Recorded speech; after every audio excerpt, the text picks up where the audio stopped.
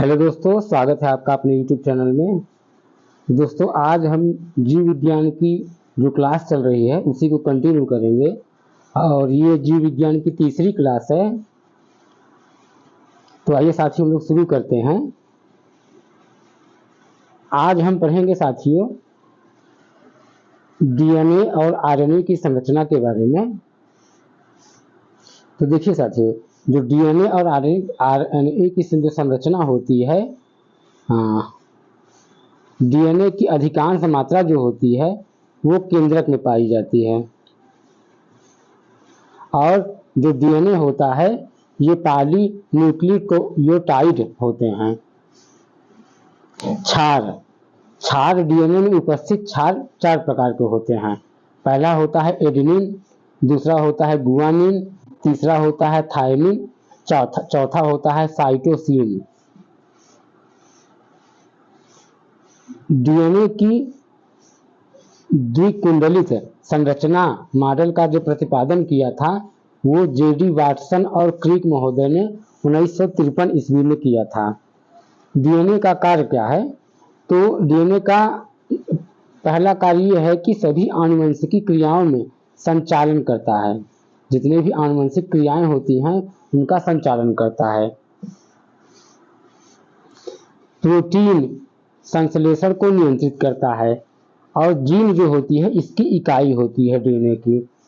एक इम्पॉर्टेंट चीज देख लीजिए कि प्रयोगशाला में सबसे पहले DNA का जो संश्लेषण किया गया था वह हरगोविंद खुराना ने किया था।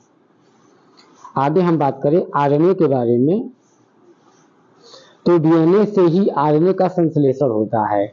इस क्रिया में DNA की एक श्रृंखला पर RNA की एक न्यूक्लियोटाइड आकर जुड़ती है। यह एक अस्थायी DNA RNA संकर का निर्माण करती है। बात करें हम अगर RNA के प्रकार की, तो RNA के 3 प्रकार होते हैं। पहला होता है rRNA। यह राइबोसोम पर लगा रहता है और प्रोटीन संश्लेषण में सहायता करता है। बात करें अगर हम tRNA की, तो यह प्रोटीन संश्लेषण में विभिन्न प्रकार के अमीनो अम्ल को राइबोसोम पर लाता है और जहां पर प्रोटीन बनता है। आगे हम बात करें mRNA की, तो यह केंद्रक के बाहर विभिन्न आदेश लेकर अमीनो अम्ल को चुनने में मदद करता है। एक इम्पॉर्टेंट चीज में देख लीजिए कि ट्रांसलेशन क्या होता है। तो प्रोटीन बनने की अंतिम क्रिया को ट्रांसलेशन कहते हैं। आगे हम बात करें DNA और RNA के बीच अंतर की, तो इसको भी हम थोड़ा सा देख लेते हैं कि देखिए DNA में डीऑक्सीराइबोज शर्करा होती है और RNA में राइबोज शर्करा होती है।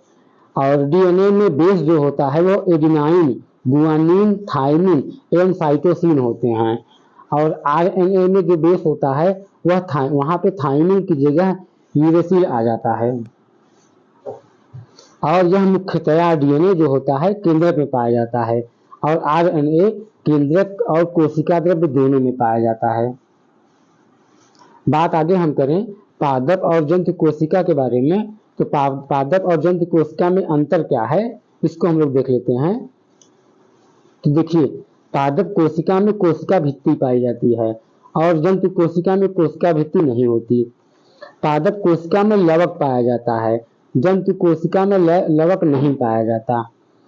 और पादप कोशिका में तारकाय नहीं होता और जंतु कोशिका में ये तारकाय होता है ये पाया जाता है। और पादप कोशिका की जो रिक्तिका होती है वह बड़ी होती है, जंतु कोशिका की जो रिक्तिका होती है वह छोटी होती है। पादप कोशिका का जो आकार होता है वह आयताकार होता है, जंतु कोशिका का जो आकार होता है वह वृत्ताकार होता है। आगे हम साथियों बात करें कोशिका विभाजन, जिसको हम लोग अंग्रेजी में सेल डिवीजन भी बोलते हैं। तो देखिए कोशिका विभाजन का जो खोज हुई थी वह विरचाउ ने की थी। कोशिका विभाजन जो होता है वह 3 प्रकार का होता है।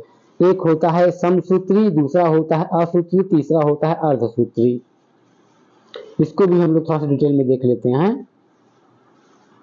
जो असूत्री विभाजन होता है यह अविकसित कोशिकाओं में पाया जाता है, जैसे कि यह जीवाणु, नीलहरित शैवाल, यीस्ट और अमीबा और प्रोटोजोआ में पाया जाता है।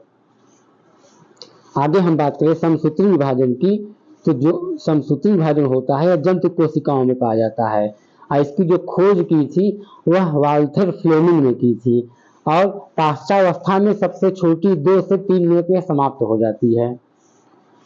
बात आगे हम करें अर्धसूत्री विभाजन के बारे में, तो इसका जो नाम दिया गया था वह फार्मर और यूरे ने दिया था और इसकी जो खोज हुई थी वह बीजमैन ने की थी और यह जनक कोशिका में पाया जाता है।